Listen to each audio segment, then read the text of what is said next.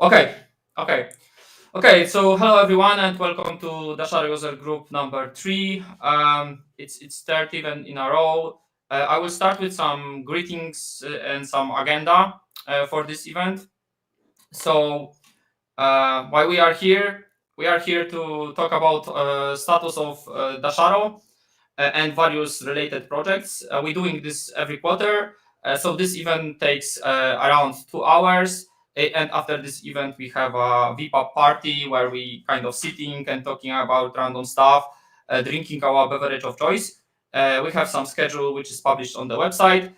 For this segment is recorded. So we have this 2 hours of recorded content which will be on YouTube.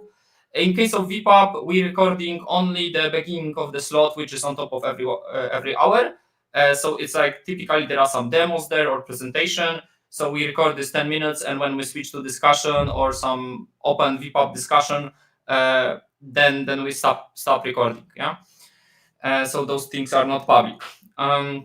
Yeah, so right now we have greetings, agenda, and some Dasharo community status, which I will show you in a second. Right after me, there will be Wessel with NovaCustom roadmap. The name of the talk was changed a little bit, but I forget to also update that in the slides. But I updated that on the website. So it's October 2023 update, right to repair and anti-temper solution. It would be presented by Wessel, the CEO of NovaCustom. After that, there will be Dasharo Toolsuit status. We had release of Dasharo Toolsuit, and I would like to talk a little bit about that, how the development's going. It would be very short. Then next short segment will be about Dasharo Openness score. Little bit what it is, what we want to do with that. Some of you who are part of this community maybe already know Dasharo Openness score, but I want to introduce it a little bit better to you. Then we will switch to Jan from Nitrokey, and Jan will talk a little bit about new products of Nitrokey. There was NitroPC announced, there are NitroPads coming, there are also Nitrokeys, and I guess Jan will highlight those products. Then we switch to the biggest segment of the meeting, which would be Dasharo community release roadmap. And I will talk about every roadmap that we planned since Dasharo User Group 1, and how this changed, how this evolved, where we are with that, and what are the plans for future. We will close with a little bit announcement because we started to open. So yeah, thank you. I'm Wessel, and I'm here to tell something about the October 2023 firmware update we have for our NovaCustom Dasharo devices. I will tell something about the right to repair and what we are doing about this. So I will also talk about the anti-tamper solution. So let me introduce myself. I'm Wessel Kleins-Nakenboog. I have established NovaCustom in 2015, but it is called NovaCustom since 2018. We are based in the Netherlands, and we offer highly customizable laptops with optionally custom laser engravings. We support both Windows and GNU Linux operating system, or even both at the same time as a dual boot option. We are very privacy and security focused, and we highly value the rights to repair and sustainability. You can hear more about it. You can read more about it at our website, configurelaptop.eu. Next slide, please. Perfect. Thank you.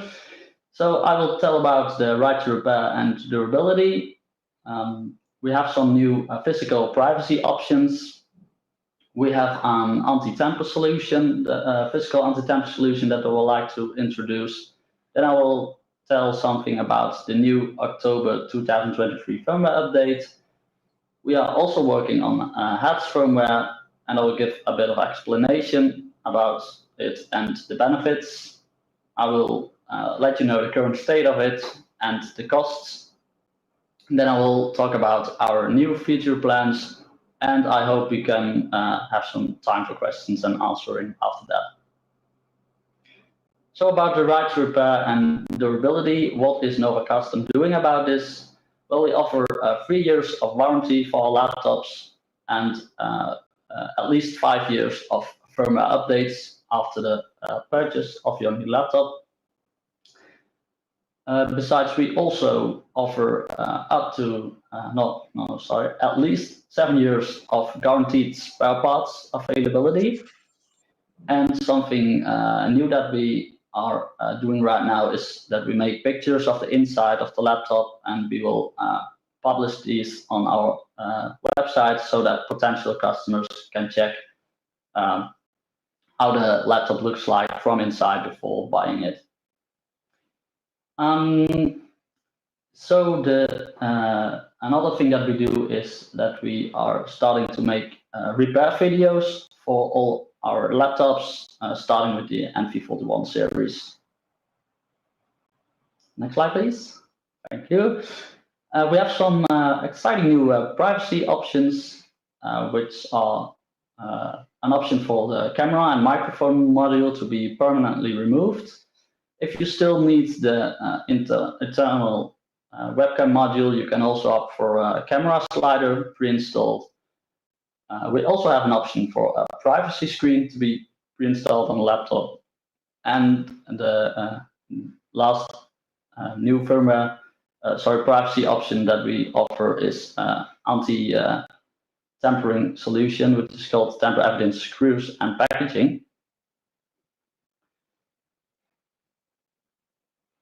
So this option consists of two things. There is a glitter substance that we apply on top of all screws, and this glitter substance leaves a certain glitter pattern, which is recognizable and you can identify it.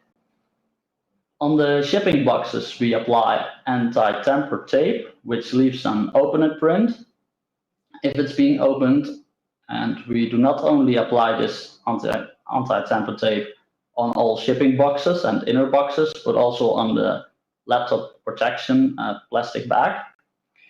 Optionally, we can also send you PGB signed pictures of all screws via proton mail. And with this option, you can compare the glitter pattern of the screws with the PGB signed pictures, which were sent via proton mail. Next slide, please. So at this slide, you can see that at the same position with two different laptops, there is a different glitter pattern. Then I will tell something about the new NovaCustom Dasharo October 2023 update for our laptops. This is quite a big update with a lot of new features. One of these features is an option to set a UEFI password for the setup. Then we have SMN BIOS write protection. The firmware update also has introduced early boot DMA protection, which blocks memory access at an early boot stage. Then there is a new option for network and USB stack control, as well as Wi-Fi and Bluetooth module switch. The new Tiger Lake, the new option for Intel ME disabling is now also available for the Tiger Lake laptops with an 11th generation Intel Core processor. This was already introduced for our Alder Lake models, but now it's also available for the Tiger Lake models. Then there is a camera switch option in the UEFI firmware, and the firmware has also been improved on the CPU throttling, which was basically set up to 90 degrees, which we think is a bit high. So we are now starting to throttle at around 75 degrees, and this should prevent overheating. Then there is a new firmware feature called battery charge thresholds and microcharging prevention, which is way better for the battery at the long term. Then there is official support for hibernation and also for suspend to run as free for our Tiger Lake laptops. And by the way, these Tiger Lake 11th generation is not in production anymore, but I still think this shows our commitment to even improve firmware for devices we do not sell any longer. And there is a new option which improves the stability of the laptop, which is called boot block when the battery charge is too low. We have improved docking station compatibility, and there is a new easy firmware update mode, which wherewith you can update your firmware with just a few keystrokes. Last but not least, Dasharo has introduced a new section in the documentation, which is called Openness score. And I think Piotr will explain a bit more about this in another presentation.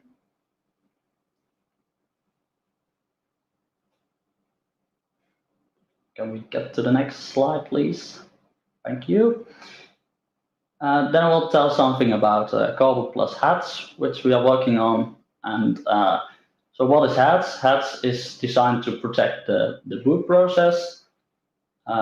It is ensuring the system's firmware and boot integrity. And it does this with measured boot, which generates cryptographic hashes for each component. And it is using the TPM hardware to securely store and attest.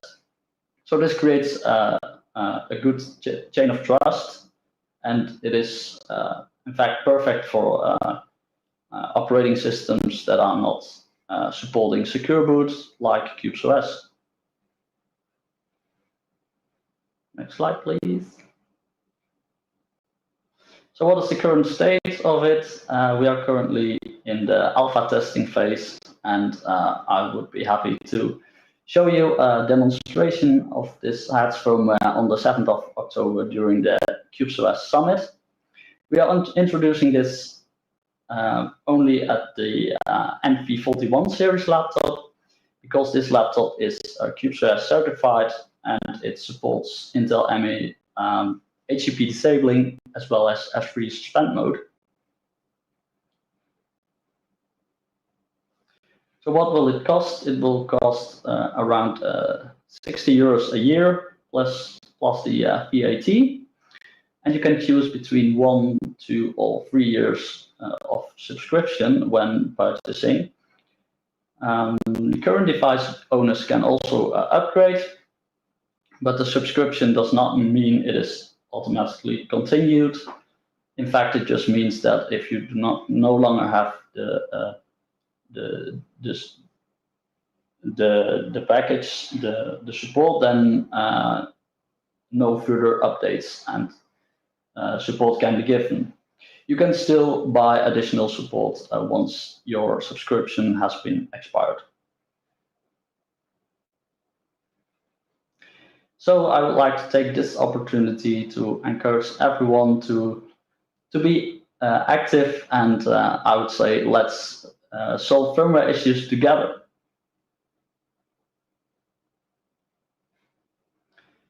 Then a bit about our new feature plans. So this year we will publicly release the October firmware update, which I talked about, and of course we will start selling the HATS firmware option starting from probably tomorrow already. We will have to finalize a few things on our website in order to offer this, and it is actually a part of the Dasharo entry subscription. That's the part the customers paying for. In 2024, probably in the second quarter, we will probably introduce some new models, including the 14th generation Meteor Lake processor. Some new models will come with this processor generation, and these will support DDR5 memory and PCIe 5. In the year 2024, we will also aim to support Dasharo for all the models that we offer, and we are considering to offer Intel boot cards possibly being part of the Dasharo entry subscription, and capsule updates. We are also checking on the feasibility of that. So yeah, this was my presentation. Thank you very much for your attention. And my question to you is, what firmware feature do you want? And I believe it's time for questions and further discussions. I'll check the chat. Thank you, Wessel. And like, sorry for all these technical issues that we're facing. Yeah, it's like first time on the Dasharo Group to that point. Are there any questions to the Wessel presentation?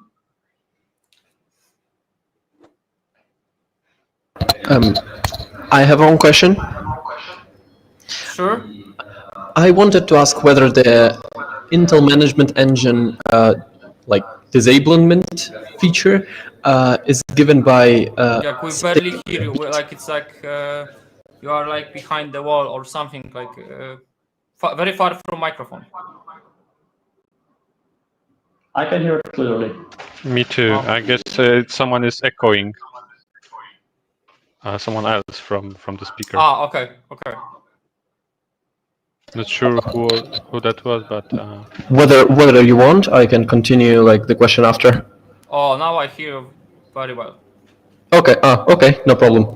Then the Intel Management Engine disabling feature is given by formatting a part of the code that runs Intel Management Engine actually, or given by setting a bit like in the HPA or something. I don't remember like the name of the bit you set. Okay, yeah. Which of the two, for example, for the 11th generation of Intel? There is no way to no tearing. So you're saying like, cutting off pieces of ME is no tearing, yeah? I mean, I know that you can switch it off because it drains your DDR memory and like takes like 3 modules that make part of booting process. But exactly like what are NovaCustom doing? Like, yeah, but for newer generation, I mean, this method is not proven. Like nobody proved that method. They're supposed to be talked today, but it was cancelled for personal reason, I guess. But who knows? About no tearing, so cutting off pieces of the modern version of CSME. But we will not have chance to discuss with the person who did the experiments with some success. So no, it's not possible for modern version, and there is like I don't know about any evidence of making it work for modern version of ME. So thank you. Yeah, that answered my question. So that's Hubbit, yeah. That's essentially Hubbit, or I guess there is soft disable also, which is I don't know. Like Michał, can you technically tell what, like, do we have Michał still? We have.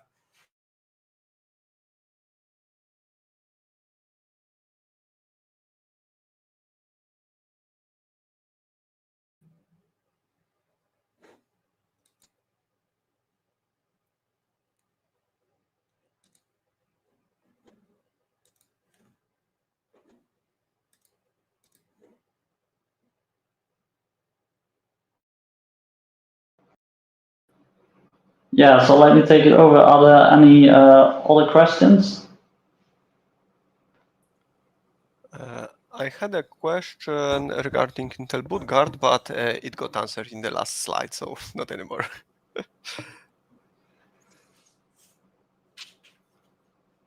So Marek, what question you supposed to ask? As what question was answered? Yeah, the plans about Intel BootGuard. Plans about Intel BootGuard, like we in 3MDep we already using NovaCustom laptops provisioned with Intel BootGuard. Oh, so that's nice info. Yeah. So we already have the support. This is part of our Dasharo Enterprise offering. So if you have customers or someone who is interested in such, locking the system, that's, feel free to contact us and we will explain what's going on, how to do that. Okay, thanks. Yeah, that's blowing fuses. Okay, I guess we have to move on because we are behind the schedule, a lot behind the schedule, and yeah. Sure. Yeah, I hope that I will not be dropped again.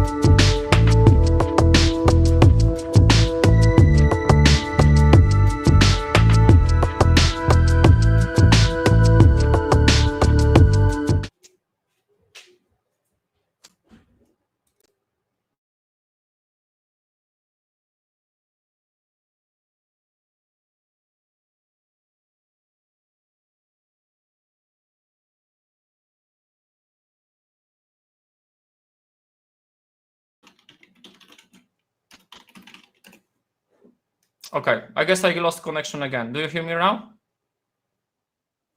Okay, so I can present.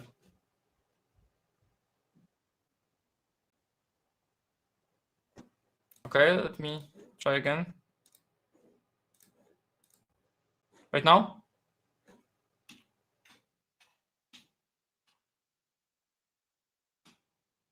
That's probably my bandwidth. I don't know what's going on. Why I have so terrible bandwidth to Gdańsk, like, which is so close, and we are under attack. Okay. So I would like to give you the status of Dasharo toolsuit. What's going on with this project? So I will start with short introduction. I guess I will not repeat what I said during the last Dasharo user group, and then what's happened between version 1.21 and 1.28, and there are even new versions coming. I already saw some release candidate for 1.29. So Dasharo toolsuit is our Swiss Army knife Linux distro for deploying the Dasharo, plus doing some stuff with the firmware. So we have modern flash ROM there, modern Intel ME tools, sometimes patched with our own improvements. Whole code is open source, is on our GitHub. So if someone wants, can audit that. And if you want to learn more, there is a bit.ly link here, Dasharo toolsuit, with the link to the Dasharo toolsuit section from the previous Dasharo user group, where I explain vision and plan for this distribution. So since last meeting, we were able to do some silent releases without announcement, without noise, even without the information on Dasharo Universe.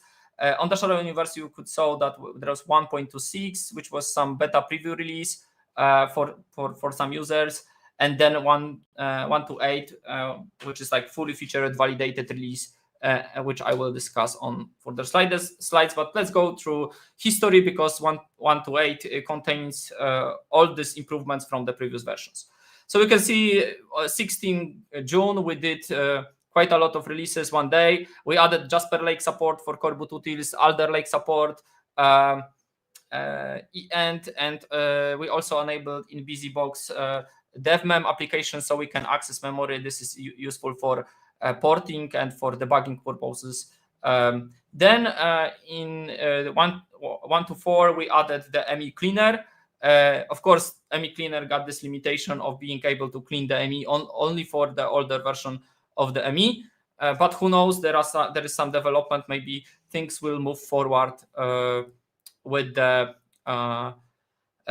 some improvements. Like, we're still waiting for someone picking up that project for some reason. the original author do not invest too much in it right now. Then we realized that we have some bugs in the Dell BIOS update procedure. So there was some, I guess, either broken links or either like we were unable to fetch from the Dell website the BIOS binaries from which we take some components to deploy those on the Optiplex. But that was fixed. And then in 1.2.6 we added 9-elements TXT suite because of the development of Threadboot anti-Vilmate and need for this tool, which help us diagnosing if Intel TXT is correctly configured. In 1.2.7, we added zero-touch initial deployment for the Z790 MSI. This also enabled us to do these deployments for Dasharo entry subscription users. We also had to do some fixes, improvements to make sure that the version 1.1.2 of Z690 also worked for those users. So we did these improvements, and we added coreboot. We added Raptor Lake support for coreboot utils, and there are some UX improvements, but we are still far from what we would like to see. And our kind of small dream is to have interface looking like maybe Mr. Chromebox user interface for the flashing tool. Yeah, and of course, like another problems with Dell packages, but this was also fixed. Finally, the 1.2.8 was kind of mature enough. We check for SMM protection before flashing, so there will be some weird errors, issues during the flashing process, or partially flashed firmware. So 1.2.8 is published. You can download it from the website, verify signature, and use it for deployment. Yeah, bugs everywhere. We are aware there are like quite a lot of feature requests and bugs reported regarding DTS. For some use cases it works quite well, but there are some corner cases, let's say, or some unpredicted by us behaviors of users that trigger some problems. And this is something that we would ask you to report, so we can fix that in further versions. There are some problems with hardware checks. We have some reports that someone flash the 1.1.1 version on unsupported processor, like with unsupported processor. In that way, they locking themselves out in the platform, so they have to have some way of recovering it, and that's problem. Yeah? The easiest way is to swap the processor to the compatible one and boot, and then revert. But the problem is if someone don't have processor, they need program.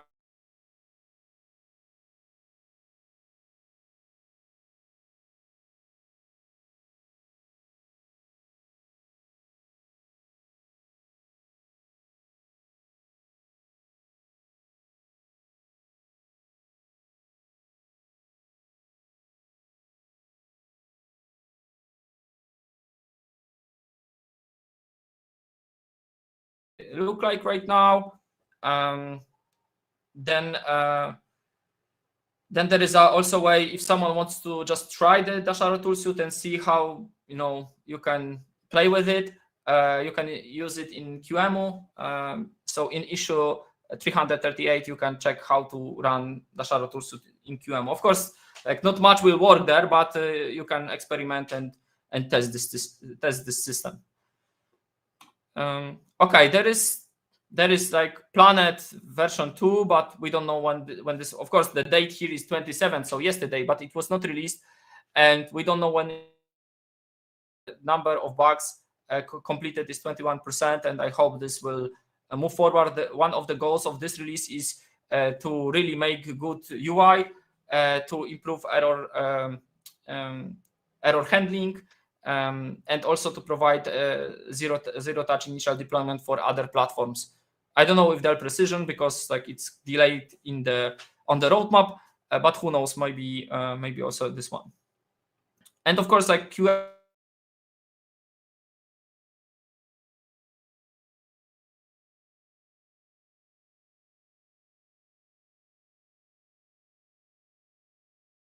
Hello?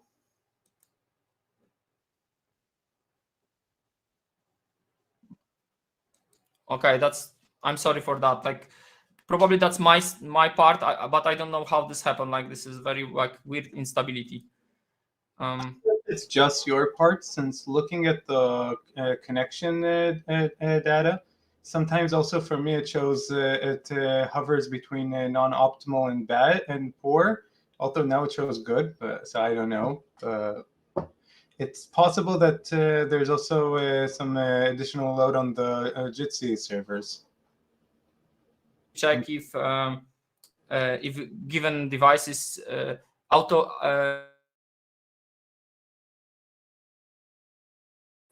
Hello?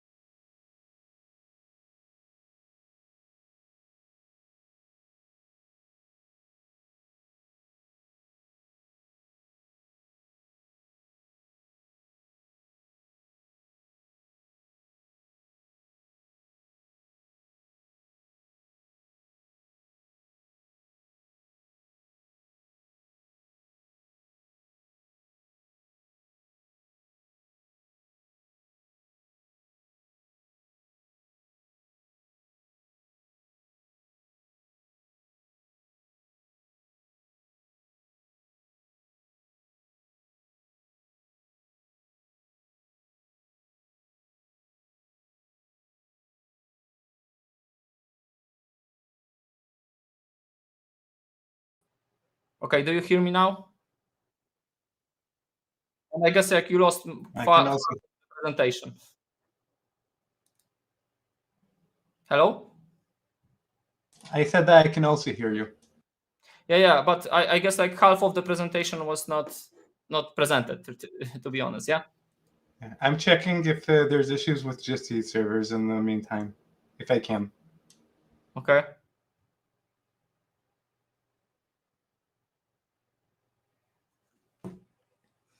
Yeah, but maybe this is not Jitsi, but some connectivity or some like Jan said, some one instance of the Firefox can destroy, or some weird instance can destroy whole setup. I don't know, like Maciej. So presentation, how big part of presentation was really presented?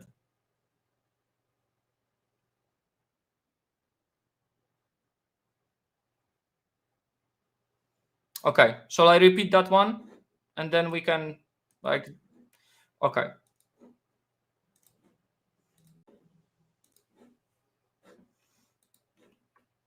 Yeah, this one. So I guess like we didn't deliver that release, despite the date here is 27th. We have like 21% completed. The main goals of this release are to create shiny, beautiful UI, probably closer to Mr. Chromebox user experience, plus some error handling, correct error handling. It would be great to have some logo, but that's let's say like nice to have feature. The very important thing for us is to have QEMU image in which we can test all the features. So we can have CI which automatically tests Dasharo toolsuit if we didn't hit the regression, and based on that build features and make sure that newer version do not break anything for new users or with some configurations. And zero touch initial deployment for new platforms is also something that coming. Yeah, I don't know when we will deliver that. I hope this year. I hope maybe by next Dasharo User Group I can just share with you that we have version 2.0. Okay, what about roadmap? This is the same what I said last time. I guess the most exciting thing is the zero-touch initial deployment for firmware as is. So the concept here is that we booting the Dasharo toolsuit, and then it can gather the information about the hardware, and based on that information can create a reasonable core boot config, which can be then provided as an input to the build system, to the core boot build system. And then when that binary is built, we can use that DTS to flash that core boot, and of course, hopefully it will boot the platform, not brick the platform. Yeah?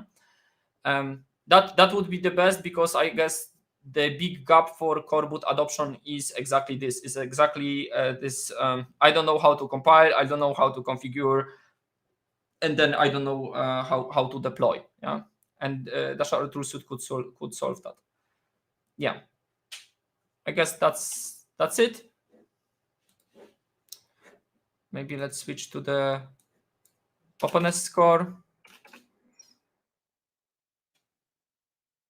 You hear me? I can hear perfectly well. Okay. Any questions regarding Dasharo toolsuit? Yeah, I guess that's.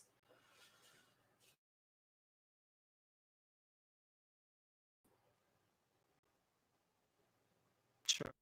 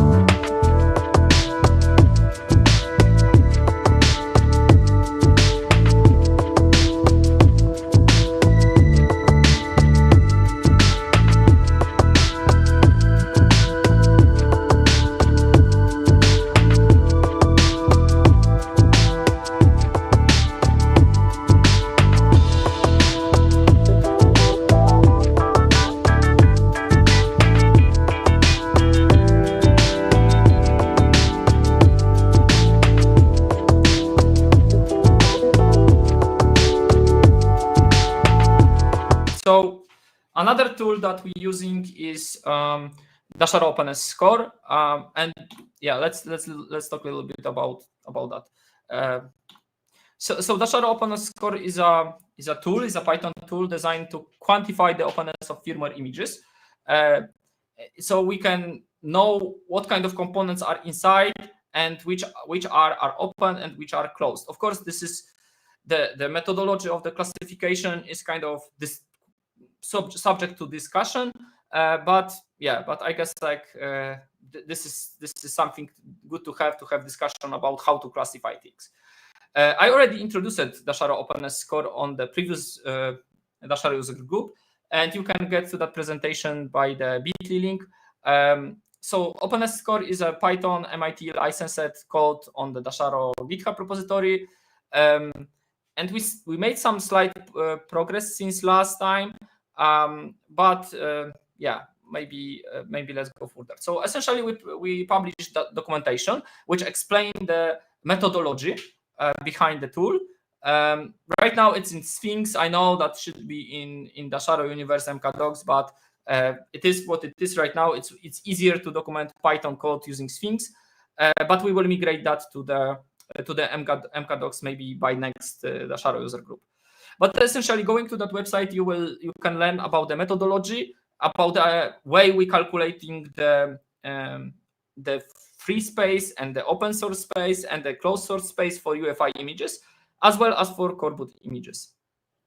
So I have like a small diagram here, which like roughly describe methodology of UEFI images classification. The core boot classification, the CBFA classification, I think is a little bit more complex. But on the other side, core boot is almost always everything is almost always open. But on the other side, of the spy flash, to be honest, because it's not only BIOS inside. And we treat that with the Openess core script. The way you're doing it is described on the GitHub documentation. But what the script does, essentially, it identifies the regions in this binary. There are various regions. There is like flash descriptor, there is ME region, there is BIOS region. So it identifies this region and takes the properties of this region for the further analysis. Then separate stuff. Do you hear me? Am I still online? Yeah, we just lost a few sentences between somewhere like on the other side, and then Just when you switched over to the methodology UEFI page, screen, whatever. Okay, that's very hard. I guess, like, I don't know, maybe that's my side. Like, I have like some problems with connectivity. I don't know. You're not the only one who's having issues. So it might be that, but it might actually be a combination of several different things at once. For example, on my side, I can see that I can hear you without any issues. I lost also. I'm sorry. Unless you cut out, I hear you perfectly well. However, the screen sharing, it's showing me at a very low resolution. So yeah, it's like 120p. no, not for me. Actually, for me, it's higher than that. For me, it's 254p, 480 by 254 pixels. Yeah, at least I'm still old enough to remember VCRs, so it's not that bad. I wonder where I can check actually the actual quality of the. You just hover the cursor over the. Yeah, I see resolution. And then okay. Yeah, so it gets higher if the. Okay, what about now? Do you hear me? Yes, but you're constantly I getting. can hear you perfectly well.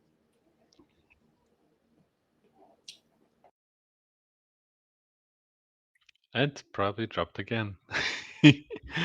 Oh my goodness. Mm-hmm. Okay, so I already forgot where we finished, but yeah, just to quickly summarize how we classify the components of an UEFI image. We just divide it into very simple categories, into empty space, pure data, executable code, or into closed source code. So basically, we take like every possible file in the BIOS region, check what the type of given file is, and put into a basket of empty data or closed source categories. Then we just sum up all those files in each category and present it in a more user-friendly way, typically some pie chart or just the most important numbers.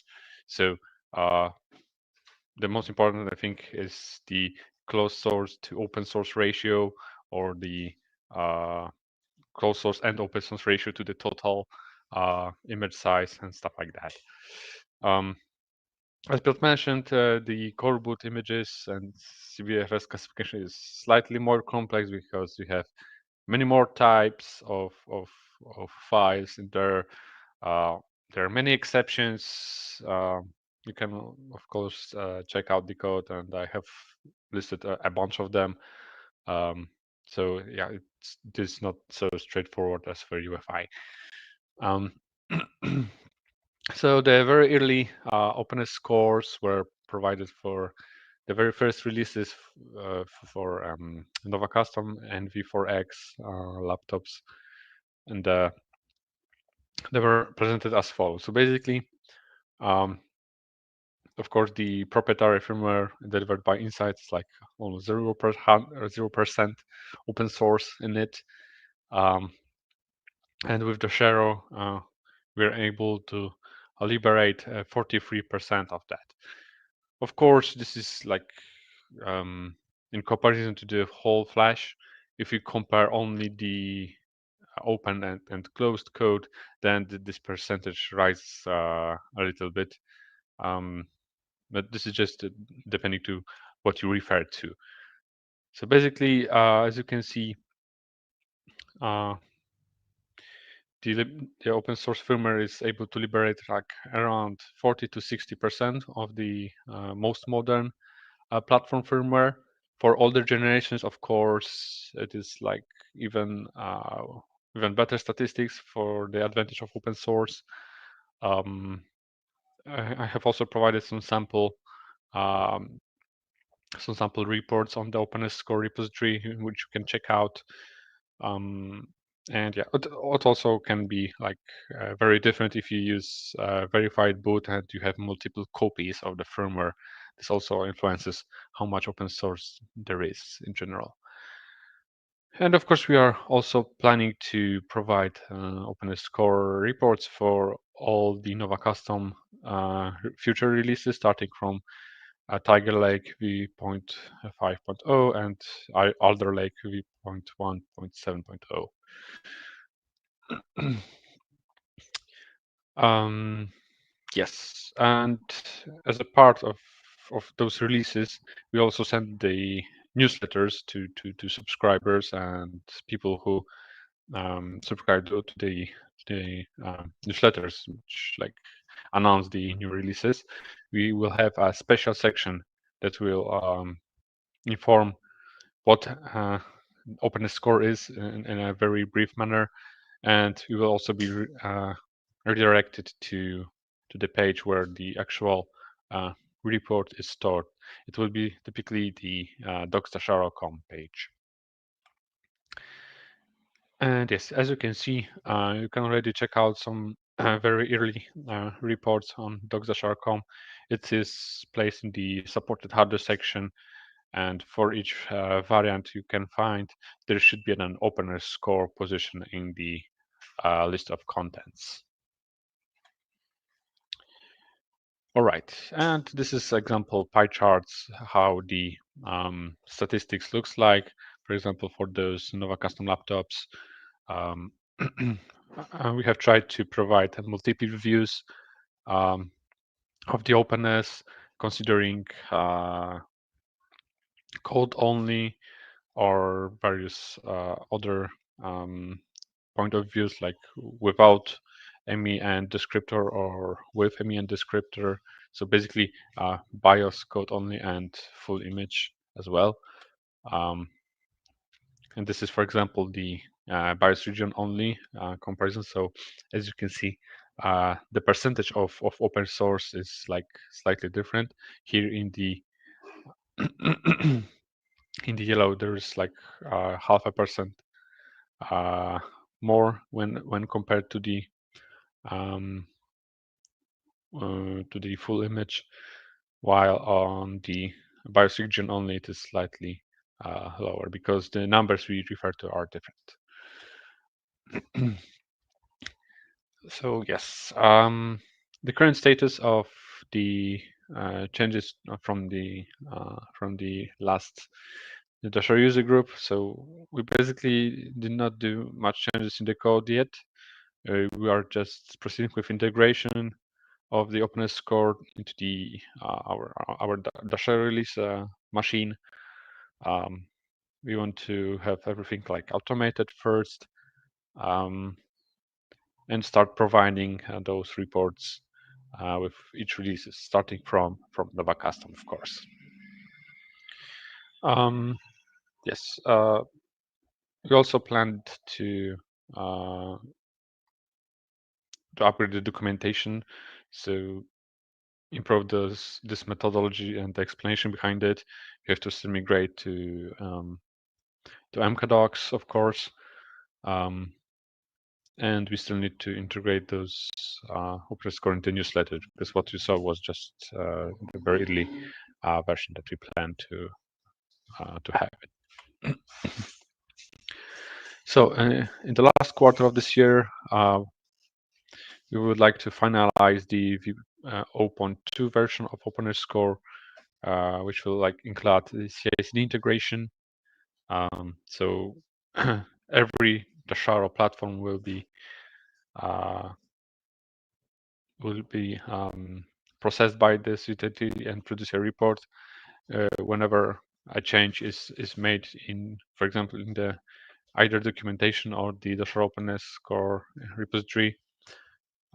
We also want to present this data produced by the reports in a more user-friendly way, because pie charts maybe are not the best way to represent what we want to convey. And we of course want to have a comparison between the proprietary equivalent of the firmware image and the Dasharo, because currently the utility only takes one binary and produces the report for this exact binary. We have some very basic versioning of the utility, but we want to also improve this in the next version. And of course, as suggested by Theolorian earlier, it would be cool to utilize the IFD tool to possibly investigate whether the management engine is present and how much space does it occupy, for a more detailed view of either UFI images or even the corporate images. Yes, and this is the issue 461. And as I mentioned, the migration from Sphinx to MKDocs is also can be tracked in issue 451. Okay, I guess that's it. So I'm open for questions.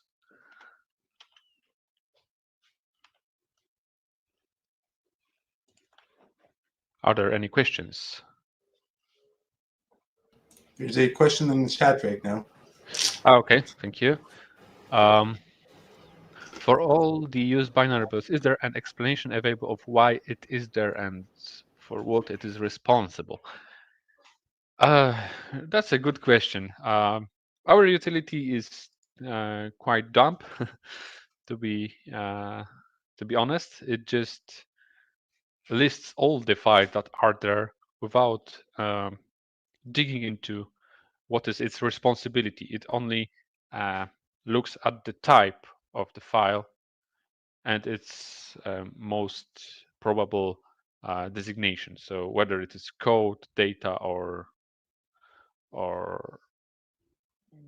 of course closed source or open source, and that's it. Because when it comes to responsibility of given piece of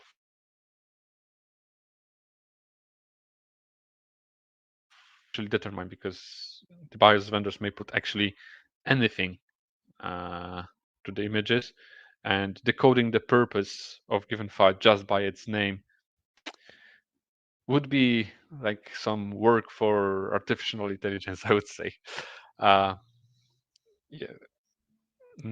But when it comes to Coreboot, it would be like much easier, because if we had the code for it, we can like really tell exactly what is given file used for and why.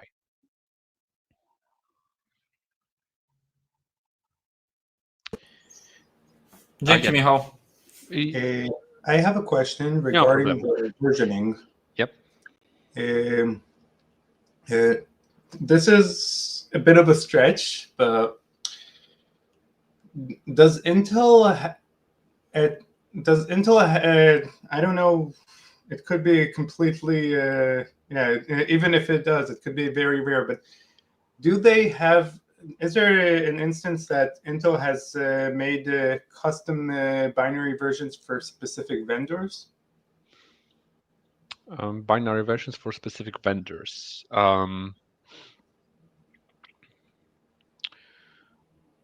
I have actually no idea. Typically, the BIOS or the reference code from Intel, for example, goes into the BIOS vendors, and what the BIOS vendors do with it is like open book. You can basically do anything with it. Some distributions of this code, like for example MSI has its own framework. Probably Gigabyte has its own framework for their own features, and probably they modify the reference code to its needs. But it is not a rule that every Intel platform out there does have the reference code modified. Yeah, So I also that really understood that Apple decided to completely bypass it at certain times. I've recently been in a non-disruptive way while taking care of issues on a friend's old iMac. It's a Core 2 Duo era iMac. From researching regarding memory compatibility with the DDR8 800 megatransfers, it sounded like regarding CPU compatibility that Apple decided to just completely bypass Intel's usual system. Just they got it from they must have gotten from Intel a special version of the chipset that had some of the locking features disabled by default, and they just manually set things up.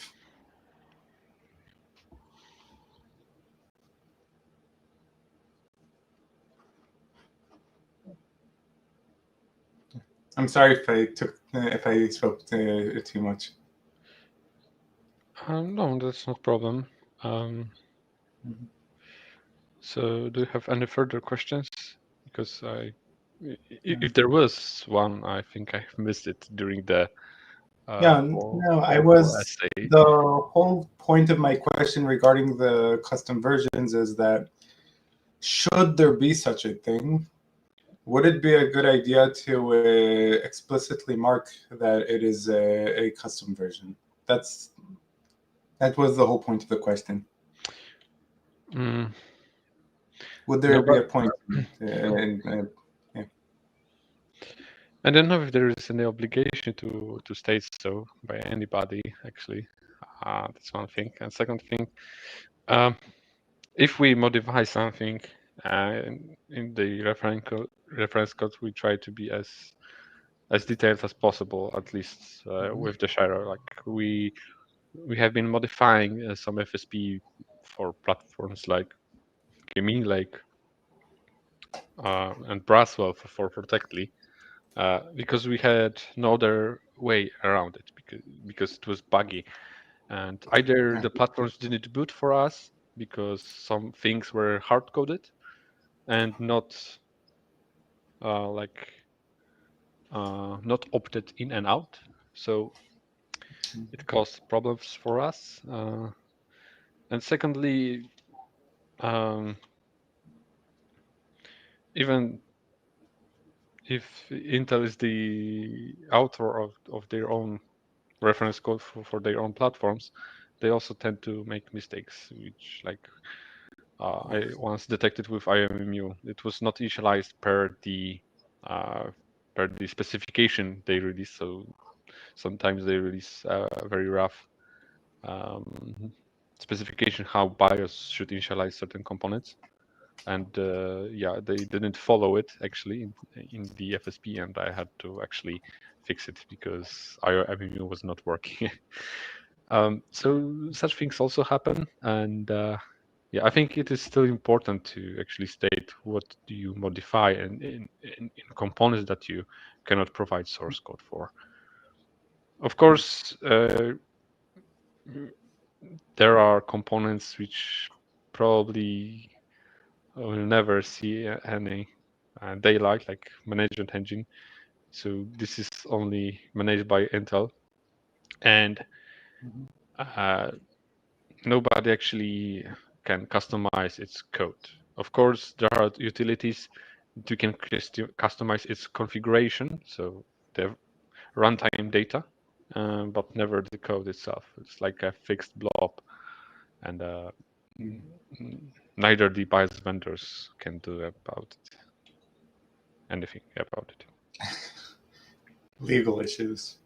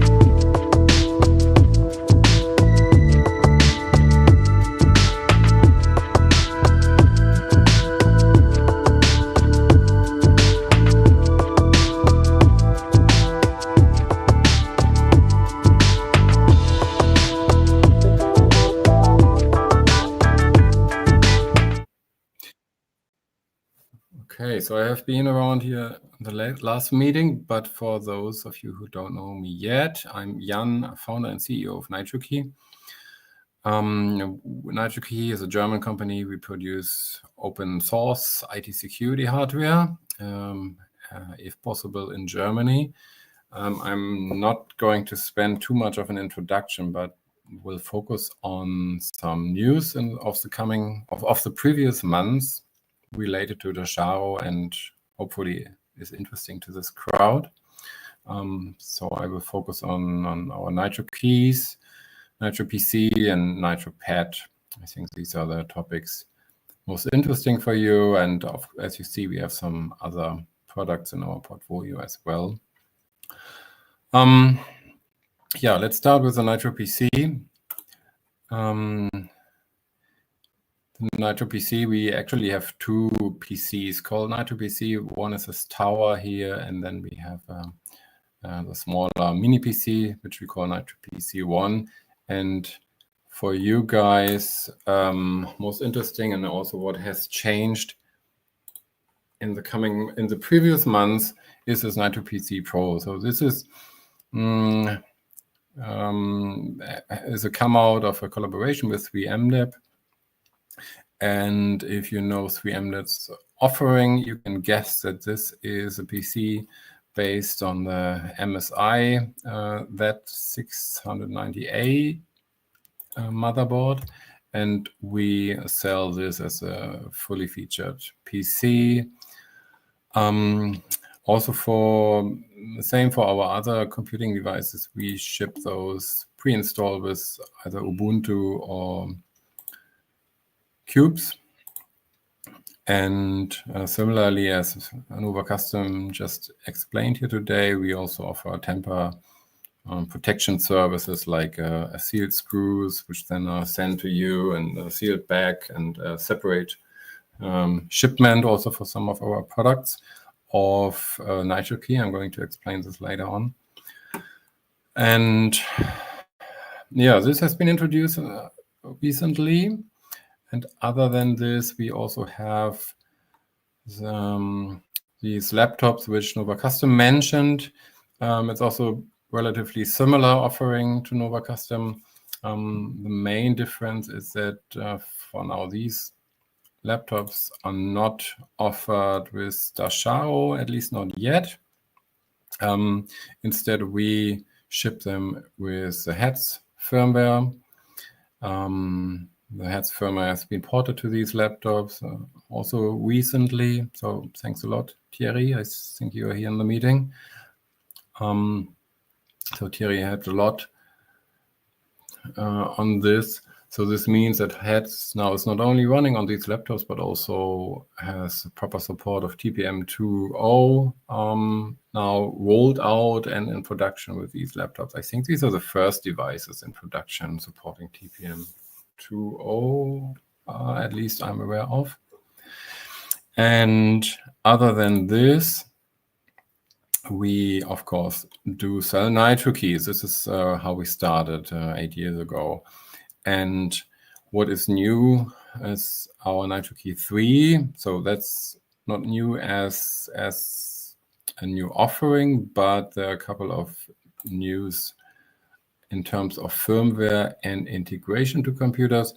So we published a couple of firmware updates earlier this year, and now these Nitrokeys are providing following features: FIDO2, this has been there from the beginning, but also a password safe and safe for one-time passwords, an integrated OpenPGP card, and also a PIV applet, at least as a test mode.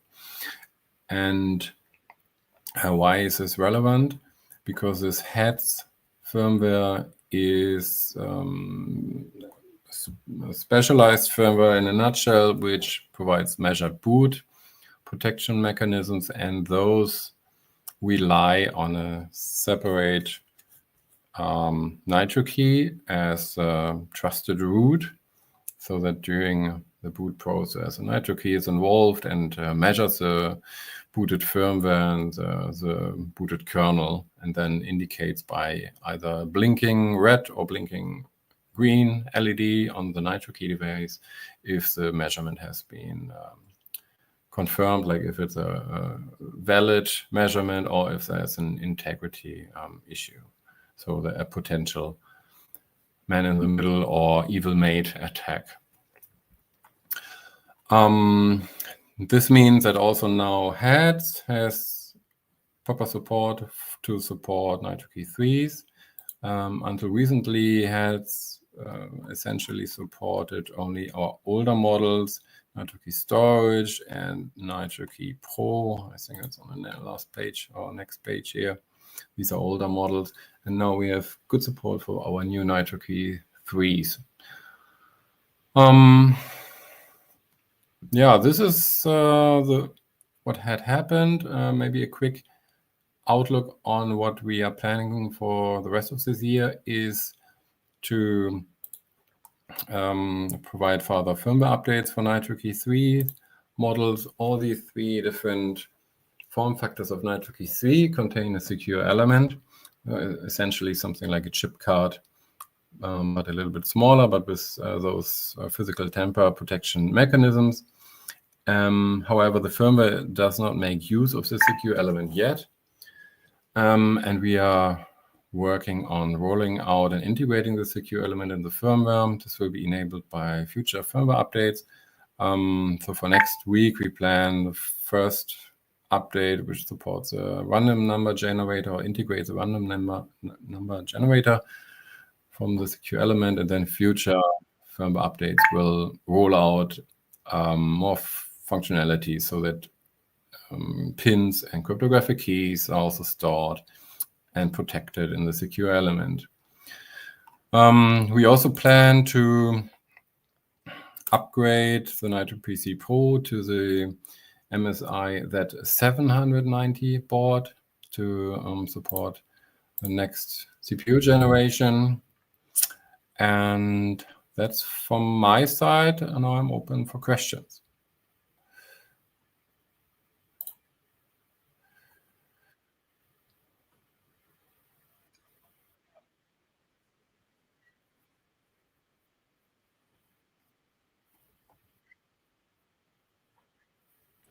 Okay. I'm still looking at the website, so I haven't formulated any questions yet. I have a question related to Nitrokey Pro. What differences in this new version are relevant for HATS? Because HATS used to work with older Nitrokey Pro too. That's right. So from HATS perspective, it's just another device which containing an OpenPGP card and one-time passwords. But the interface of the Nitrokeys are different. So the interface of Nitrokey 3 for one-time passwords is different than the interface of Nitrokey Pro and Nitrokey Storage. So this is why we had to have HATS being changed. But from the feature perspective of HATS, it's all the same. But in addition to this, of course, Nitrokey 3 offers more use cases because it's more feature rich than the other Nitrokeys. Yeah, so for instance, here Nitrokey Pro does not have support for FIDO, but Nitrokey 3 has. So that's our objective here is obviously to provide a Nitrokey which helps you in most use cases, and FIDO is the way to go. It's a modern Okay, thanks. I see. authentication method. And the other question was on the different chips. And so we're talking about the MCUs, which are used within the Nitrokey 3. So we have 3 different Nitrokey 3 models. They have all the same firmware and very similar hardware, but they are different, not identical. The 2 larger ones, the difference is a USB plug, as you see, USB-C and USB-A plug. Also here, the picture with a USB-C device is a bit outdated. The casing now looks a little bit different. And they offer NFC support, so you can use it on mobile phones to use the FIDO credentials in your Nitrokey on a mobile phone and log, for instance, to log there in with a web browser. And these 2 NFC devices on the right side here, they contain an NXP LPC55 chip. And the smaller one, the Mini, we call it Nitrokey 3A Mini form factor. This contains a different microprocessor. It's a Nordic NIF52. The reason was supply chain. Since we published these devices, what is this, more than a year ago, during the supply chain crisis, I would say, we couldn't get too many LPC55 MCUs. This was a model we started with, so we had to switch to another MCU, and this is why we chose the Nordic. Both chips are relatively similar.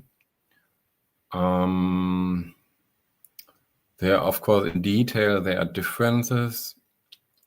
For a user, these differences should not matter at all, only for developers. So if you're interested, we can also ship development devices. So this means firmware development, embedded development, and then, of course, it makes a difference.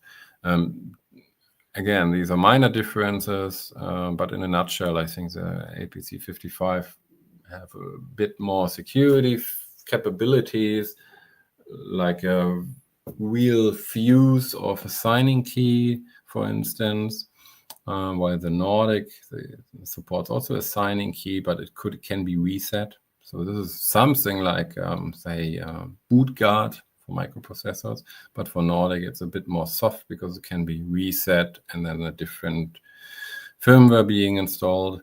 For us, it's not a security issue because we have a secure element, and then also all data would be inaccessible or gone anyways.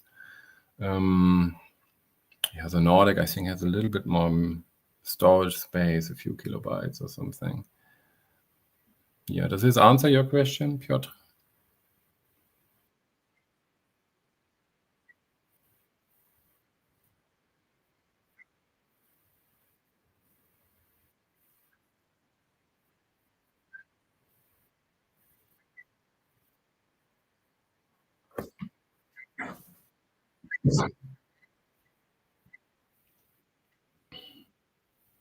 We continue with both. For these, the Nordic for the Mini and the LPC55 for the 2 others.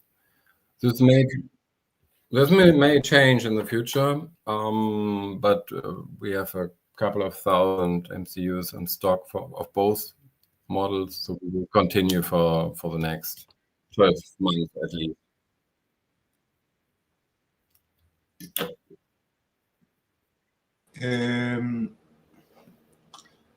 Well, over here in the chat, one of the questions that were brought up, I pointed out that another thing, and it turned into a small conversation.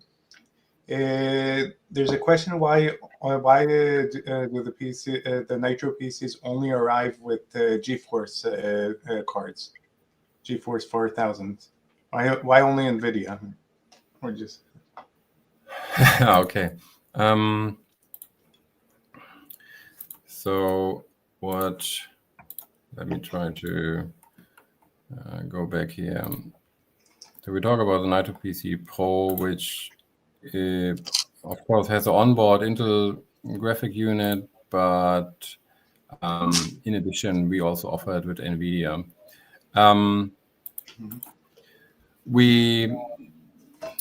For us, it's a starting point to start with optional NVIDIA cards, because Cube seems to have better support of those. And we don't expect too many users to require now additional graphic cards. So it's a bit of a trial here to see what's the demand.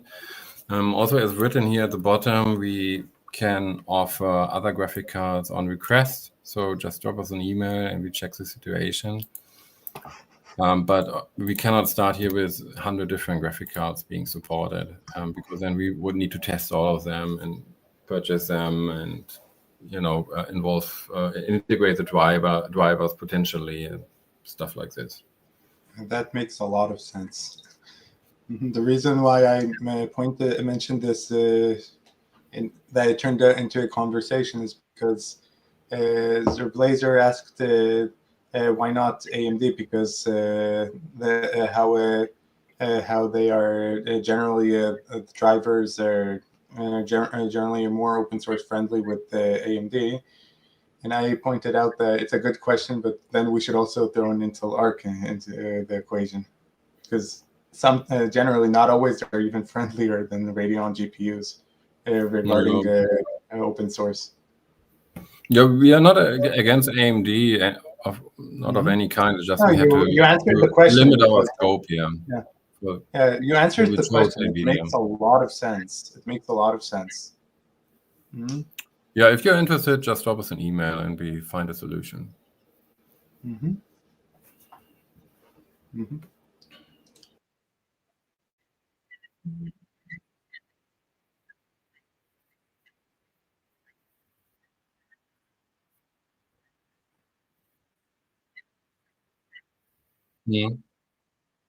By the way, there's something that I personally noticed, and it's not only in the Nitrokey store, but also other companies such as Tuxedo and others.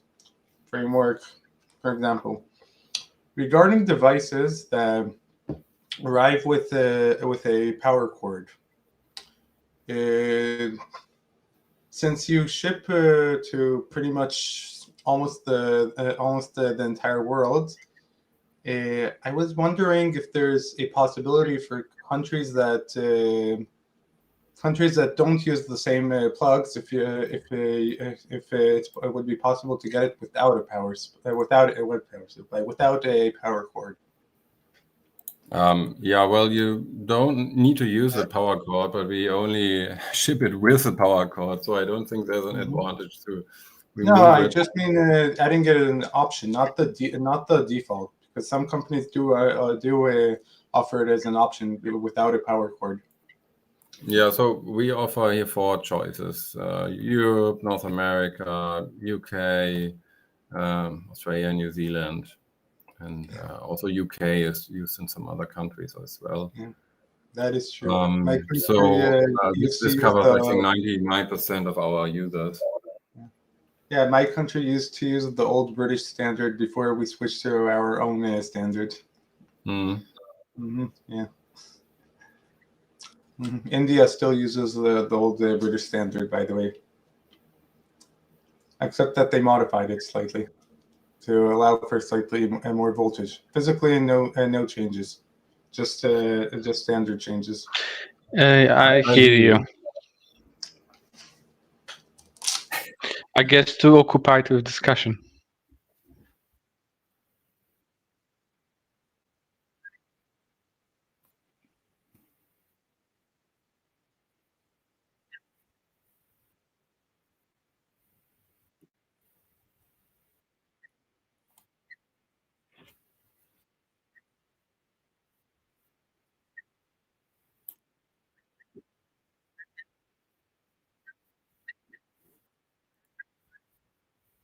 Yeah. Yeah, right. As you said, it's hard to obtain the board without Wi-Fi, and even if you get it, it costs more. Yeah, don't ask me why. We don't make these prices. Yeah. Well, I guess the answer is simply that barely anybody buys a board without Wi-Fi, and this is why it's more expensive. Yeah.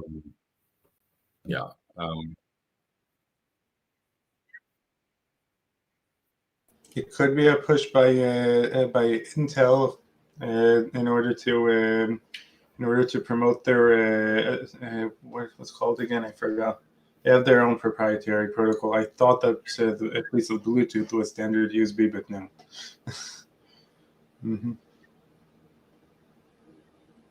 Wait, Piotr is speaking currently?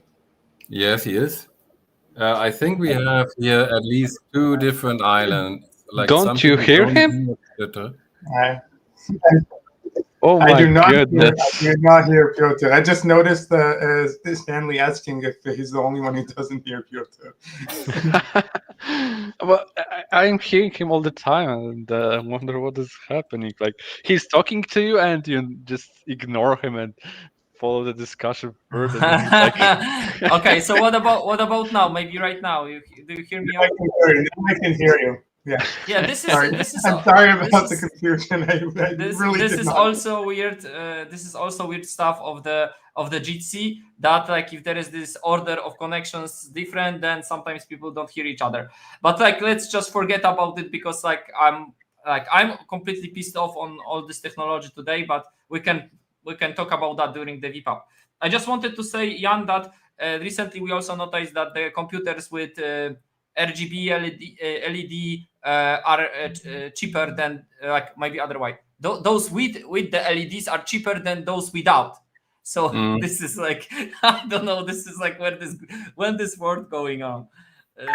Okay, so we know that you just get rid of Wi-Fi modules, correct? Yourself? Pardon, say again? You get rid of Wi-Fi modules on the main boards by yourself. Yeah, right. Now, if you if you can't find a board without Wi-Fi, so we found a solution that then we remove the Wi-Fi ourselves. That's also possible. Isn't it just a plugin card under this cover actually? I recall there is. It's not super complicated. It's just a socket. Couple of screws. You plug it and then put a cover on those antennas and stuff like Fun that. fact: I'm currently on Wi-Fi for my desktop with an Intel AX200 inside an adapter that I ordered off AliExpress from FemGate. So you can basically make a business with that. So you can buy all the Wi-Fi boards, scrap the Wi-Fi module, and then sell it separately, like for another profit. Yeah. This is very, very interesting. You can earn money on both things. I want to see someone trying to hack Intel Wi-Fi firmware.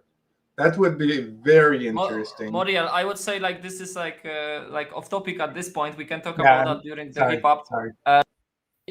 Let me try to go with the next presentation. So thanks, Jan, for all the answers for the presentation of new products. Thanks for being with us, and sorry for the technical issues. So I guess like we have last 10 minutes and I have 2 presentations, so I have to go fast with that. So let me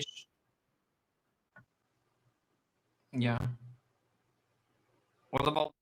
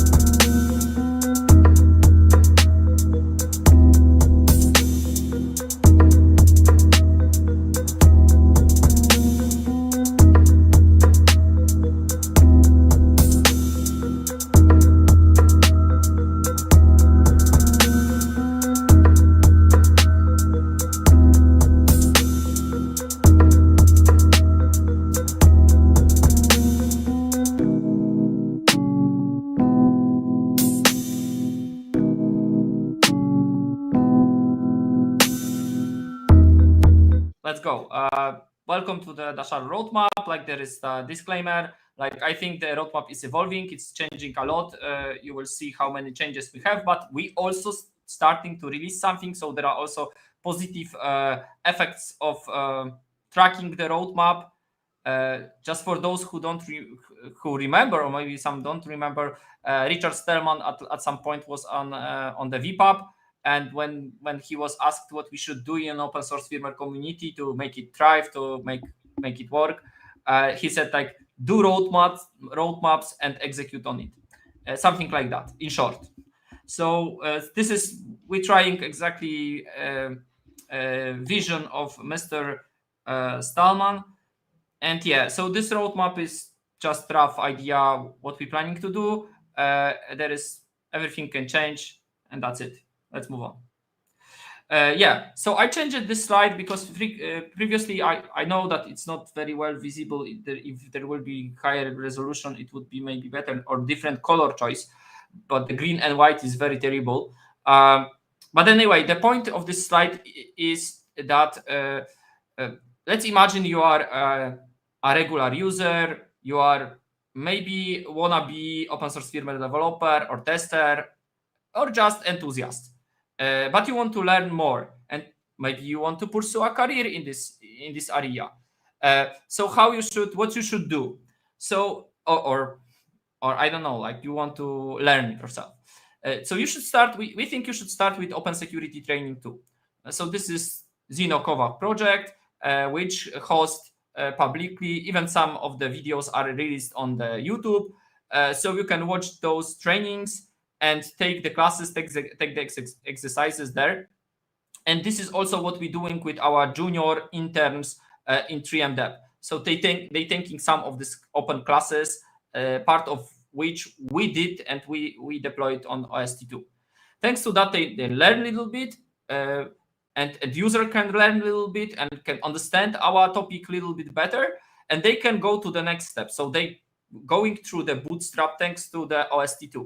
After the bootstrap, we have something which is called PACE Enterprise Training. So we have all those juniors, maybe let's say a little bit advanced juniors, which can do something like you are a user which is able to compile core boot, maybe run it in QEMU, maybe even tinker something on the hardware, but you will need something more. Then we have this PACE Enterprise Training, which is part of our training in 3M Dev if you are a 3M Dev employee.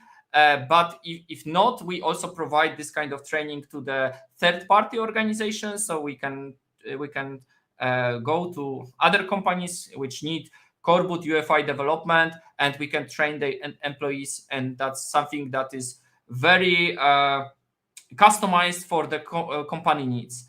And what can happen after that? After that, there are essentially 3 grades which can happen. So let's say we have these employees, either ours or either in other organizations. They doing this firmware hacking, and of course this is for some purpose, for some for hardware, for either for building hardware and selling the hardware with core boot, maybe for some internal company projects, or maybe like 3M Dev for a living. Yeah? Then we have couple offerings. Then there is Dasharo community support. So Dasharo community support is more for individuals who would like to use Dasharo enabled or open source firmware enabled hardware, either in their daily life for the personal use, or maybe for company use, because they like transparency of open source firmware, privacy that it can provide. So the offering here is Dasharo community support, which is backed by Dasharo entry subscription, which is some fee added to the hardware or both alone. And thanks to that, we can deliver this support to community and bring more releases to the table and enable more devices. The next level is Dasharo support package, which is used by various companies, like for example, NovaCustom, Protectly. We would be glad to have more companies, like back in the days it was PC Engines also.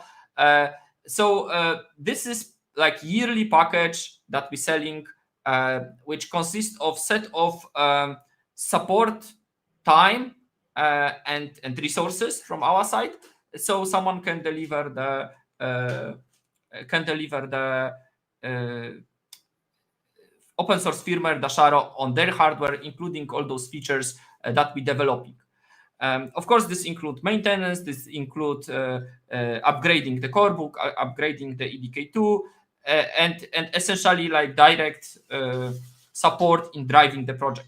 And that is the highest level of the cooperation with us, which typically is targeted at ODM, but also hyperscalers, which consists of like very customized service level agreement, sometimes even with copyright ownership transfer. If this is some internal work, something which will not go immediately to the open source, or maybe never will go open source because of the company needs. Sometimes people doing the core boot ports for the stuff that never face the end user, because those are, I don't know, CNC machines or some embedded environment, like train device, like computers in the trains. Those devices not always facing end user, and the buyer don't have to look into code always. So that's the offer for those, and that's kind of a path how people who are completely not related with 3M Dev can enter the ecosystem and and help us grow and find ourselves in various levels of building Dasharo and expanding the trustworthiness of the computing devices. Okay, so here there is not much change from the last year. This is essentially process for the Dasharo community support devices. We typically start with some discovery. We trying to understand if given device, if it makes sense to add given device to the community support. Then there is some evaluation. We're checking hardware if we have it, or we asking someone who have this hardware to check it. Then there is porting effort, validation effort, and there may be two types of releases: the community release and the subscriber release. The subscriber release is paid, and it's either you buying hardware with subscriber release or you buying the subscription itself.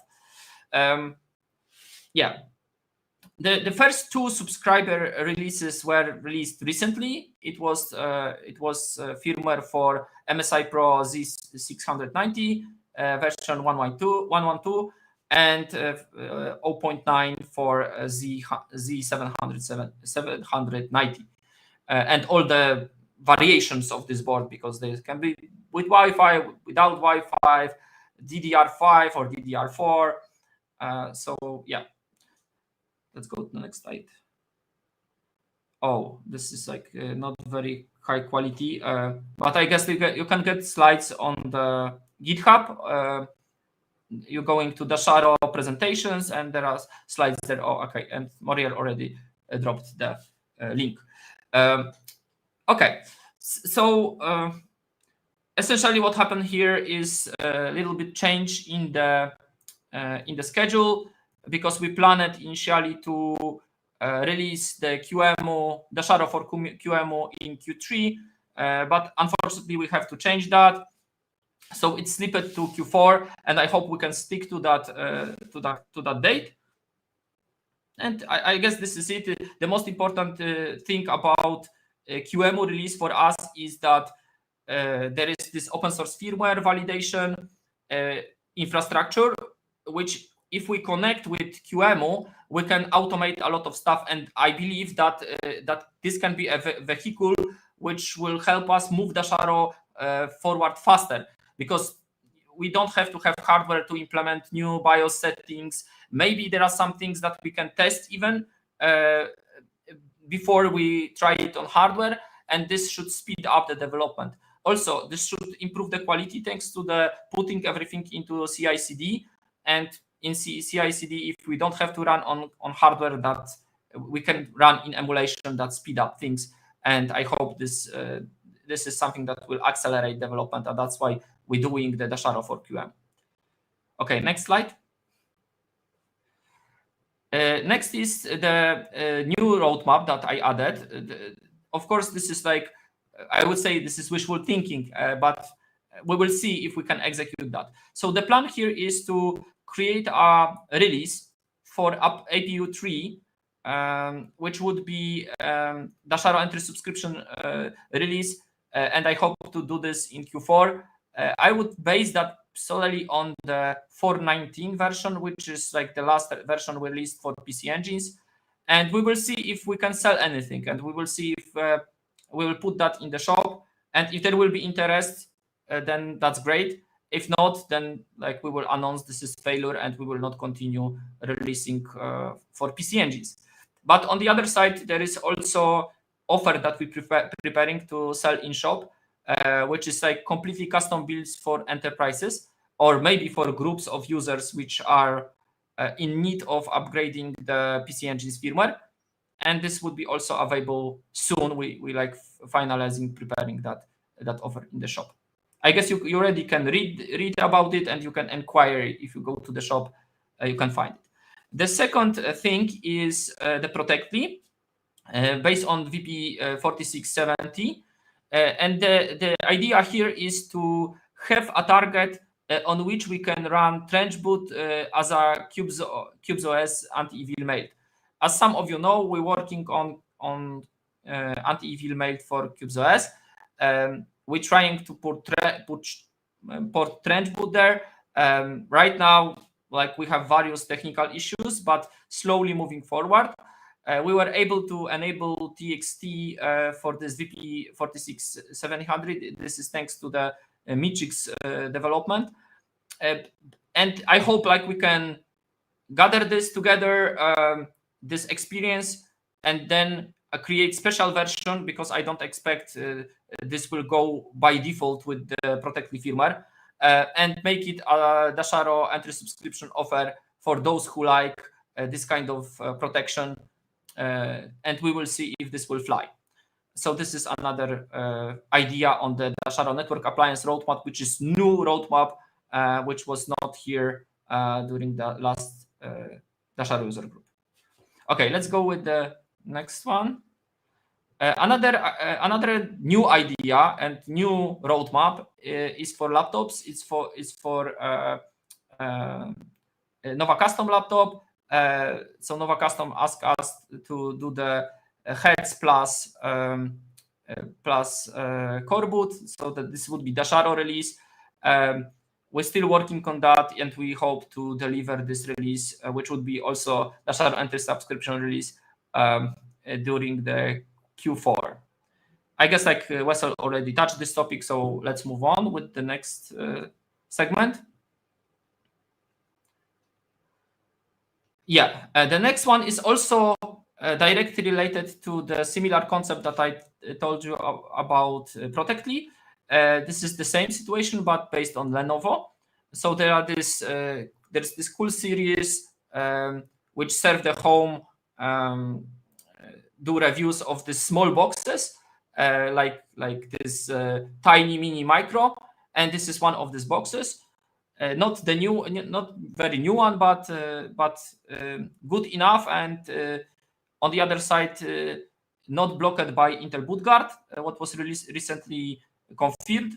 So we would be very happy to do the Dasharo for these boxes while enabling TrenchBoot for it. We will see how hard it would be, but we already like this box because we can test anti-evil mail, we can test patches related to TrenchBoot integration, and yeah, and that's why we like this box, and hopefully we can integrate it and provide offering for that.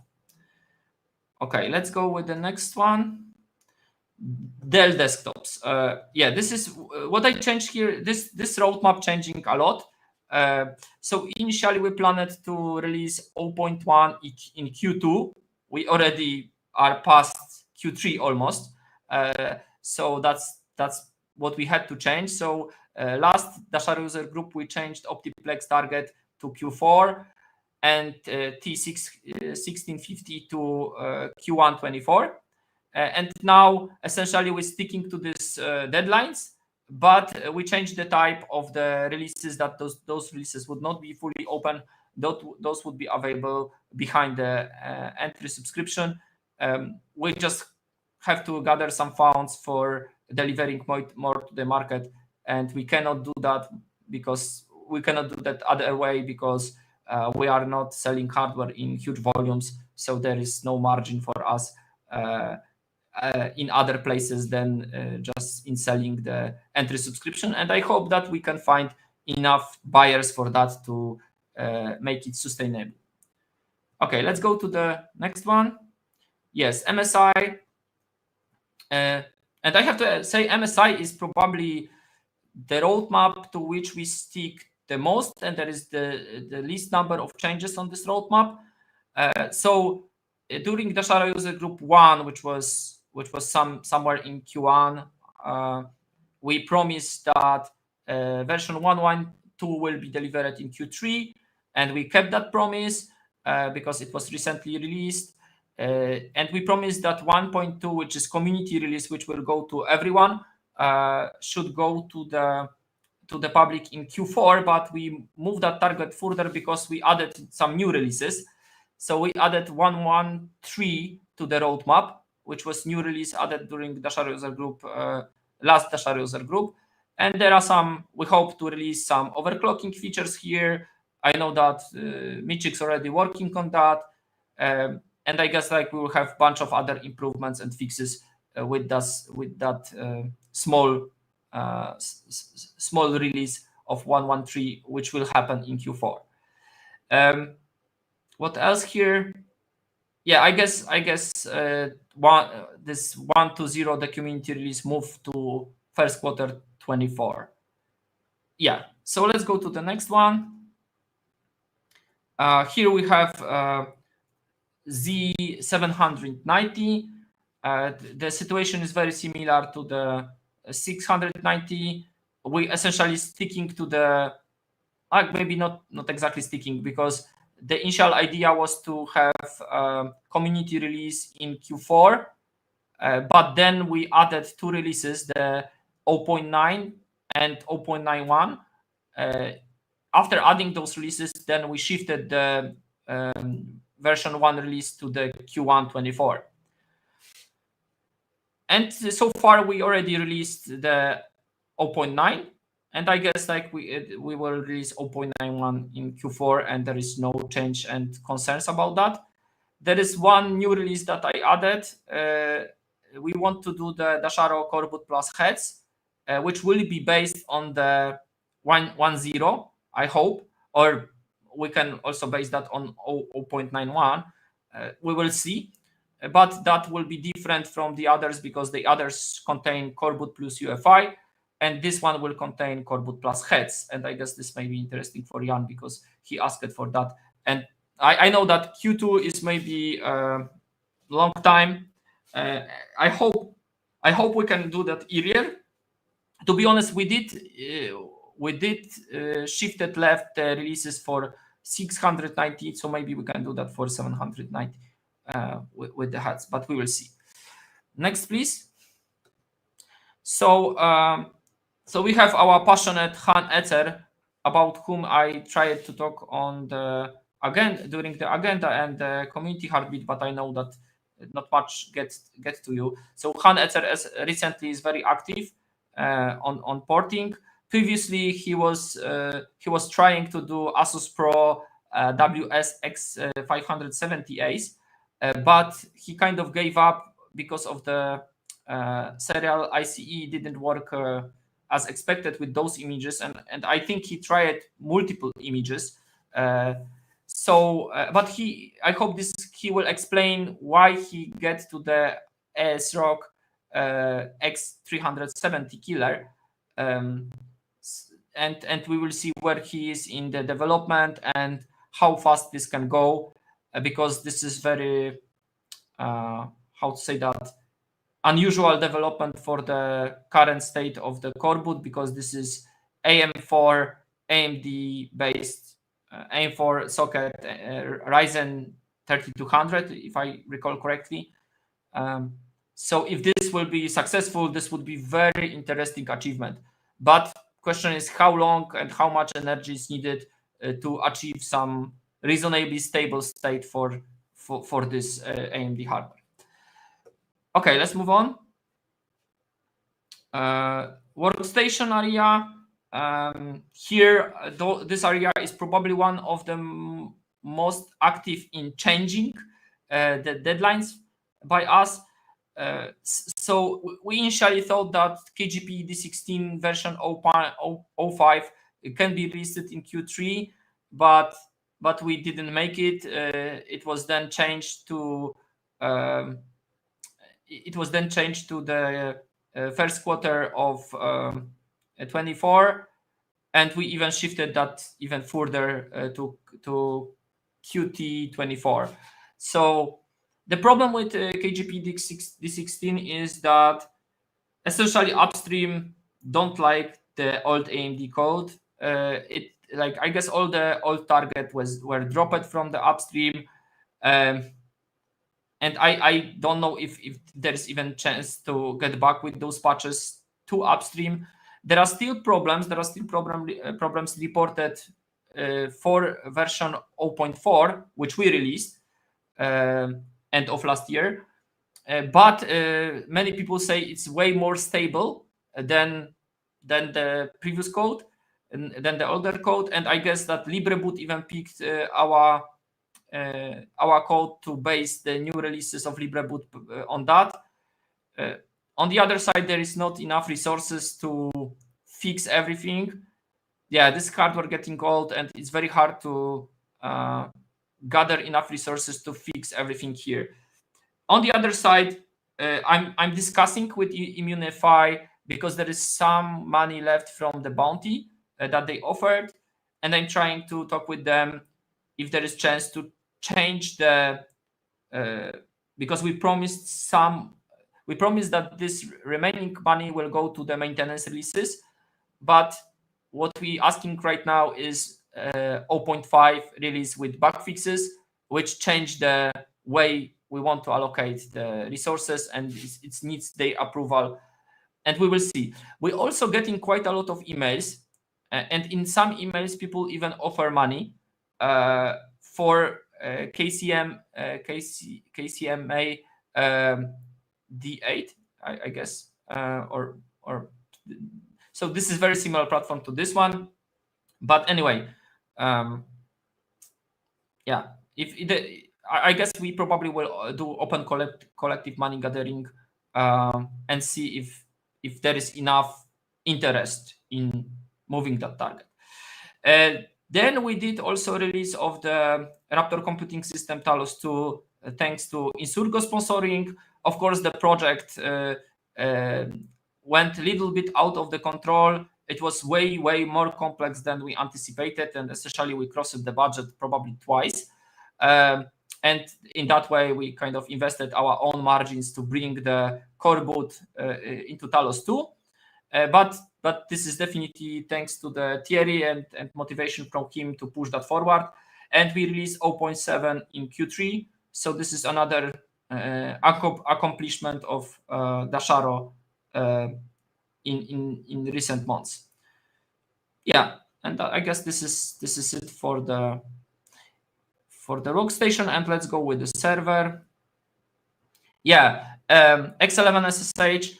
Yeah, we had huge hopes for this hardware. I have this hardware in home. We have, thanks to Nitrokey, we have this hardware in 3M Dev Lab.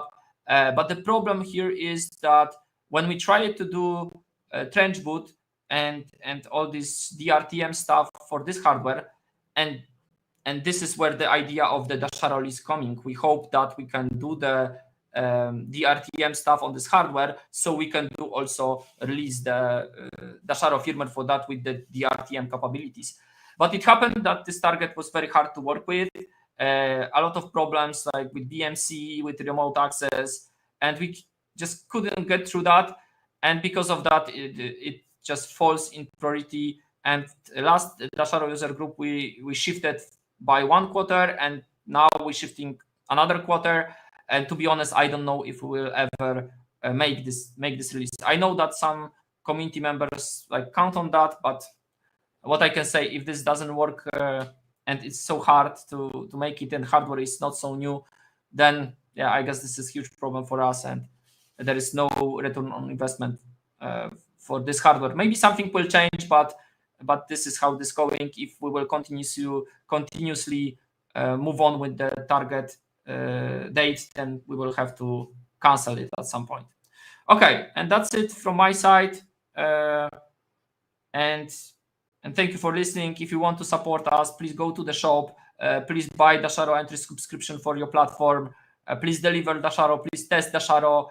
You can also use shops of our partners. You can go to Nitrokey shop or NovaCustom shop, depending on what you need, and buy the hardware with Dasharo. And thanks to that, you support us and support companies which care about transparency, open source firmware. We're also looking for partners for resellers in Canada, US, Brazil. I guess that those are countries which still we don't have too much traction. We know that open source firmware is needed on that market, but still waiting for someone who will contact and would like to change something in that area. That's it from my side, and thank you very much for listening. I had a question, but I forgot what it was. I'm looking over the roadmap spread.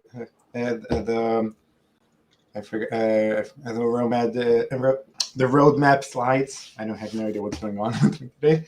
In order to try remembering what the question was. Which roadmap? Maybe you remember if I show it to you. It's fine. I'm looking at the GitHub page, so I'm just scrolling through. Okay. So I guess like we are way behind the schedule. Like I don't know if there are any concrete questions, then let's go with that. If yes, not, I then... remembered. I remembered. Sure. Please. I have a question. This isn't directly related, so it will probably need to be kept short and perhaps afterwards in the discussions Sure. a bit more. Please ask. I remembered due to the Lenovo roadmap. I remembered I just that since in the past few weeks I accidentally semi-bricked my laptop's firmware. It's a Lenovo laptop. Not because I unlocked it, but because I accidentally configured one of the settings. That's not important right now. The interesting thing here is that the whole thing about unlocking the firmware, it's not just Lenovo laptops here. It's I forget what's the name of the firmware vendor. The name of the product is H2O. Inside OS. So apparently there's been a security exploit in their firmwares these past years, and they only managed to partially patch it, I think, or it's a different security exploit that is currently being used in order to unlock devices with their firmware. I was wondering whether the situation with Inside's firmwares could potentially make things a bit easier to try getting hardware that by default runs their firmware to make it easier for debugging in order to and reverse engineering to get core boot on. Yeah, I guess like all these exploits could help, but still this is a lot of work. Yeah. So that is true. That's why I'm not expecting suddenly another target to materialize. I was just wondering if it could potentially help. On the other side, it's also a question, okay, let's say you have Intel bootguard locked Lenovo laptop, you have working exploit, but then like how you do this in scale, and then does it make sense to build business on such kind of weird flow? Yeah, it's like it's maybe good for some niche indie seller and like to sell like let's say 10 or 15 here and there, but if someone wants to sell tens or hundreds, then I guess this is not reliable method. And on the other side, I don't know if you cannot get into trouble with Lenovo legal using exploitation to override the firmware. Yeah, Lenovo is an enterprise OEM after all, so they won't take it lightly. Yeah, from interesting stuff, like we can talk later about Lenovo, because like they are right now one of the sponsors of the UFI forum. If you look at the Plugfest, so if you look at the Plugfest, you essentially have 6 companies. It's AMI inside Phoenix, ARM, Microsoft, and Lenovo. So like think about. They have representatives for 12 promoter companies, though. Yeah, so you can see like what kind of group of people it is, and like you can. Inside themselves are also amongst them, so that that just complicates things even more. Yeah. Okay. I guess like we have last more presentation. But I will give up with this presentation because of the. So I guess this presentation will. I had hoped to introduce open source firmware validation, but Maciej's demo essentially introduced this from the practical point of view. I just wanted to give like more background and maybe as a discussion or questions to the Maciej's demo, we can do this introduction. Yeah. So Maciej, maybe we can switch to you and just start the demo because we are already half an hour after the schedule. Can I just ask one thing? Not a question, a request. Sure. Could we at least, in some capacity, talk about the validation effort during the discussion times? Not instead, like, yeah. Yes. Let's Maciej show the demo, and then we can switch to like usual vPub discussion. But the next demo will be Han Etzer's demo on in 34 minutes, I would say. So we have like time for Maciej's demo, and then a little bit time for discussion, and then we're getting back on track with the schedule.